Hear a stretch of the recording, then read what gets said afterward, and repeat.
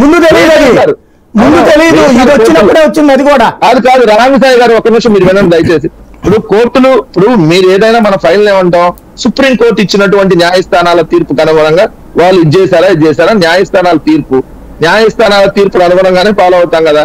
ఇప్పుడు రిజర్వేషన్లు, ఇది ముస్లిం రిజర్వేషన్ ఇచ్చారు రాజశేఖర రెడ్డి గారు, సో అది మతపరమైన రిజర్వేషన్ వద్దని చెప్పి కోర్టులకు వెళ్ళారు. కోర్టులకు వెళ్ళిన సందర్భంలో సుప్రీం కోర్టు దాకా వెళ్ళినా కూడా 4% అయితే అది 50% లోబడిగే ఉంటది కాబట్టి మేము యాక్సెప్ట్ చేస్తున్నామని చెప్పినాక అది ముస్లిం రిజర్వేషన్ అని యాక్సెప్ట్ చేయాల, దాంట్లో కులాల ప్రాతిపదికన యాక్సెప్ట్ చేస్తున్నామని చెప్తాను సార్. అది ముస్లింలకు సంబంధించి ఇచ్చారని వేరే వాళ్ళు కోర్టుకు వెళ్ళినటువంటి సందర్భంలో అప్పుడున్నటువంటి రాష్ట్ర ప్రభుత్వం మోసమే కదా, వాళ్ళు విద్యా బీసీలు మోసం చేయడమే కదా అంటున్నా నేను. అది ఎందుకు అవుతుంది? వాళ్ళకున్న ఛాన్స్ కదా, 50% దాకా వాళ్ళకి అవకాశం ఉంది. వాళ్ళ నోటి దగ్గర మొత్తం లాగేసేసి వేరే వాళ్ళకి పెట్టడమే కదా. ఎవరికి కాదు సార్. ఇప్పుడు దాంట్లో ఇప్పుడు మీరు 139 కులాలకు సంబంధించి ఉన్నారు. దాంట్లో మీరు అన్నట్టు ముస్లింస్ లో ఆల్రెడీ బీసీ సి కింద కూడా కొంతమంది ఉన్నారు, బీసీ బీనో సమ్ సీనో కూడా కొంతమంది ఉన్నారు. 2004 నేను అడుగుతున్నది బీసీ సామాజిక వర్గానికి సంబంధించి వాళ్ళకి ఇప్పుడు అక్కడ 4% తక్కువ ఉంది, బీసీలకు ఇంకో 4% పెంచితే ఆ 4% బీసీలు బతుకుతారు కదా.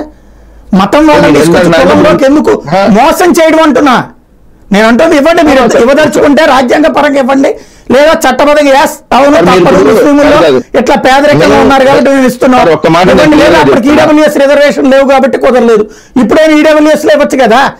బీసీలకు 5%, ఒకలానికి 2% అట్లా ఇవ్వడానికి లేదు గారు. వాళ్ళు ఏదో పెట్టారు కాబట్టి కాపులకు 5%, మిగిలిన బీసీలో 139 కులాలకి అట్లుందా? ఈ కులానికి ఎట్లా, ఈ కులానికి ఎట్లా? ఎన్ని కులాలు ఉంటాయి సాయి గారు? బీసీలో ఉన్న కమ్మ ఉంటది, కాపు ఉంటది, రెడ్డి ఉంటది, వైస్ ఉంటది, బ్రాహ్మణ ఉంటది, వెలం ఉంటది, అందరికీ దాంట్లో ఒక కాపులకు 5% అనేది ఎట్లా యాక్సెప్టబుల్ అయింది? మరి అదే కదా ఇప్పుడు ఇక్కడ యాక్సెప్ట్ చేసి మోసం చేయడమే కదా, బీసీఎస్సీ నోటి దగ్గర ముద్దలాగడమే కదా. తప్పు అండి అది మాట్లాడేది. వాళ్ళ ముద్దలాగి ఇంకొక నోట్లో పెట్టడం. మరి 10 సంవత్సరాలు నరేంద్ర మోడీ గారు నిద్రపోయారా సార్? అక్కడ వాళ్ళకి లేకనే కదా, ఇప్పుడు వాళ్ళకి లేకనే కదా వచ్చింది గొడవ. వాళ్ళ చేతిలో చట్టం ఉంటాడు, కోర్టులకు వెళ్ళి ఎందుకు అడ్డుకోలేదు? కోర్టులోనే కదా లేట్ అవుతా వచ్చింది ఇప్పటిదాకా. కోర్టులో నడుస్తోంది సార్, ఇంతవరకు సెంట్రల్ గవర్నమెంట్ నోటీస్ రాజ్యాంగ ధర్మాసనం టేకప్ చేయాలి. వినండి సార్, కర్ణాటకలో బీజేపీ మొన్న అధికారంలోకి వచ్చింది, తీసింది వెంటనే, రాగానే తీసేసింది. అంతకు ముందు లేదా?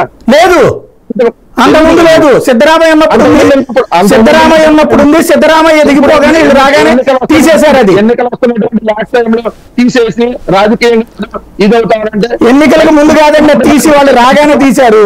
అప్పటి నుంచి కేసు నడుస్తూనే ఉంది.